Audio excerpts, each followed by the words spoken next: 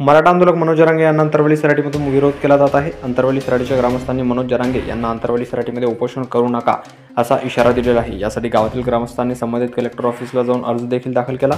ग्रामस्थांचे म्हणणे आहे की या आंदोलनामुळे आमच्या गावाचे नाव खराब होत आहे व गावातील लोकांना त्रासही होत आहे। या अर्ज करणाऱ्यांमध्ये मनोज जरांगेंच्या शिष्टमंडळातले काही लोक होते। त्यानंतर ग्रामस्थांनी एक मोठा आरोप केला की आता हे उपोषण मराठा आरक्षणासाठी नाही तर राजकारणाकरता केले जात आहे।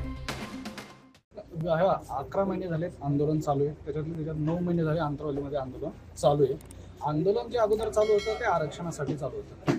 आरक्षणाचा मुद्दा कुठेतरी बाजूला पडत तो राजकारणाकडे गेला आणि राजकारणाकडून तो आता कुठेतरी जातीयवादाकडे चालला आहे आणि गावागावातला जातीय सलोखा बिघडला। आमचंच गाव त्याच्यासाठी आम्ही पाहिलंय की ह्या लोकसभेला किती त्रास झाला आणि गावातले लोक आज एकमेकाशी बोलत नाहीये आणि आरक्षणाचा जो मुद्दा होता तो मागे पडत चाललाय। तर आम्हाला असं वाटतं कुठंतरी हे थांबायला पाहिजे। कुठंतरी गावातल्या लोकांचं समाजाचं जे हे भान त्यांचं हे भावना समजून घेतल्या पाहिजे की काय आहे।